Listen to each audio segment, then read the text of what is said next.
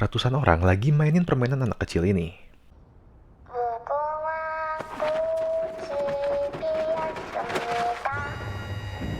Mereka nggak boleh gerak saat lampu merah dinyanyikan, karena kalau sampai ketahuan bergerak,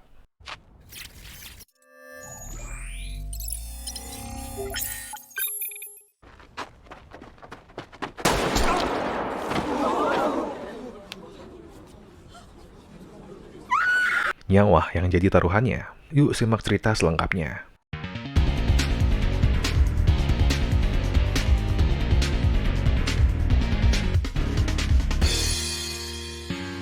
Permainan ini adalah permainan jadul anak-anak di Korea. Peraturannya simpel banget, tim dibagi menjadi dua regu yaitu penyerang dan penjaga. Tim penyerang menang kalau bisa nerobos sampai ke bagian kepala cumi-cumi. Dan tim penjaga harus mencegah itu dan dorong mereka sampai keluar garis buat bikin tim penyerang mati. Gak ada batas aturan dalam permainan ini. Gak ada tuh acara pelanggaran-pelanggaran. Bahkan boleh-boleh aja buat narik baju sampai sobek. Inilah permainan yang bernama permainan cumi-cumi.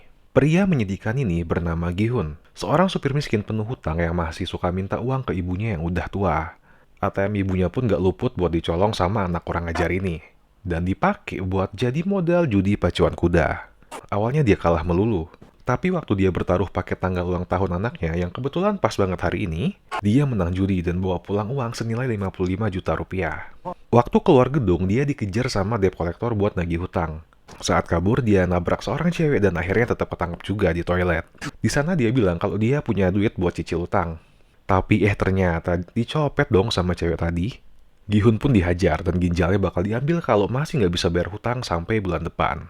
Malam harinya, dia ngerayain ulang tahun anaknya berdua aja. Tapi dia cuma bisa ngerayain di kedai topoki karena duitnya udah habis lagi. Dia janji bakal ngasih kado yang bagus di ulang tahun selanjutnya. Tapi muka anaknya ini malah kayak sedih gitu. Selesai makan, Gi-hun nganterin anaknya pulang dengan jalan kaki. Anaknya ini tinggal di rumah mantan istrinya yang udah nikah lagi. Waktu lagi nunggu kereta buat pulang, dia disamperin cowok ganteng misterius ini. Si cowok ini nawarin buat main permainan dakji. Tiap kali Gi-hun menang, dia bakal dapet uang 1 juta. Tapi kalau kalah cuma ditampar aja. Gi-hun kalah berkali-kali sampai pipinya merah.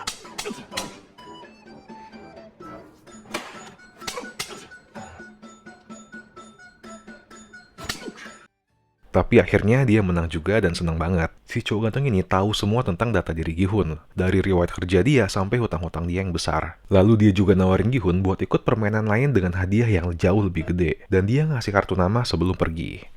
Gi-hun menang lumayan banyak nih, dan dia pulang dengan senangnya. Waktu makan malam, ibunya bilang kalau anaknya Gi-hun bakal pindah ke Amerika bareng keluarga barunya. Makanya tadi si anak itu sedih. Tapi Gi-hun bisa ambil hak asuh, dengan syarat dia bisa buktiin kalau mampu secara finansial. Gi-hun yang butuh duit akhirnya ngehubungin kartu nama misterius tadi. Dia dikasih info lokasi buat ketemuan. Di sana dia dijemput mobil dan langsung dibius saat naik.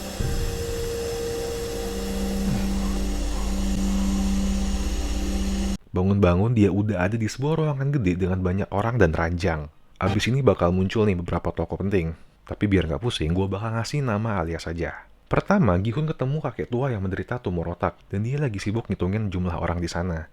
Kata si kakek, ini latihan bagus biar penyakit demensianya nggak kambuh. Lalu di sana dia ngeliat kalau ada si cewek yang nyopet dia kemarin. Cewek itu lagi berantem sama si preman. Tiba-tiba datang banyak orang bertopeng dengan jaket merah. Seorang dari mereka dengan topeng persegi jelasin kalau mereka di sini harus menyelesaikan 6 permainan dalam 6 hari. Selama permainan mereka bakal putus kontak dengan dunia luar. Semua peserta di sini adalah orang-orang yang hidupnya punya utang gede-gede banget. 지금 이 자리에 계신 여러분들은 Jadi ini adalah kesempatan buat mereka ngerubah hidup. Hadiah uang akan terakumulasi setiap kali satu permainan selesai. Di sana mereka diminta buat ngisi kontrak yang berisi 1. Pemain nggak boleh berhenti bermain. 2. Pemain yang menolak main bakal dieliminasi. 3. Permainan bisa berhenti kalau mayoritas setuju. Setelah total 456 pemain selesai buat ngisi kontrak, permainan pertama pun dimulai. Mereka pindah ke sebuah lapangan.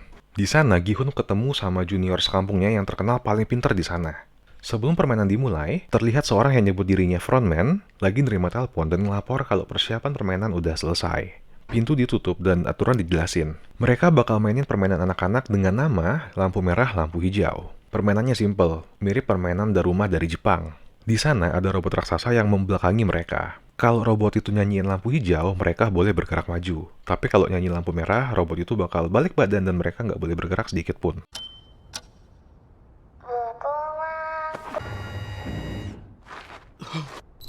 Mereka bisa menang kalau sampai ke garis finish sebelum waktunya habis. Waktu si robot lagi balik badan, dia ngedeteksi ada cowok yang gerak dan cowok itu langsung dibunuh. Orang-orang pun panik dan hasilnya, ya hujan darah di mana-mana.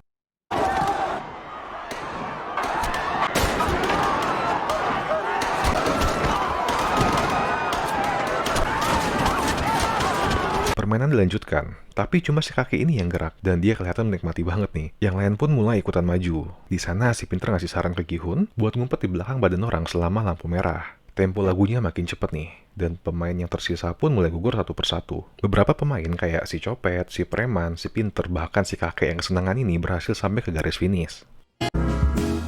Fly me to the moon, but spring is like on Jupiter and Mars. Waktu sisa dikit banget, tapi Gi-hun masih belum sampai. Lalu karena nggak hati-hati, waktu lampu merah dia kepleset.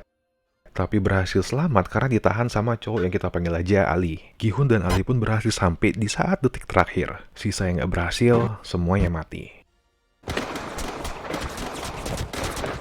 Episode 1 pun berakhir dengan diperlihatkan kalau permainan itu diadakan di sebuah pulau khusus yang terpencil. Kira-kira apa yang bakal terjadi sama mereka ke depannya? Silahkan subscribe, like, dan nyalain lonceng notifikasi ya buat dapetin update untuk ulasan selanjutnya. Bye-bye!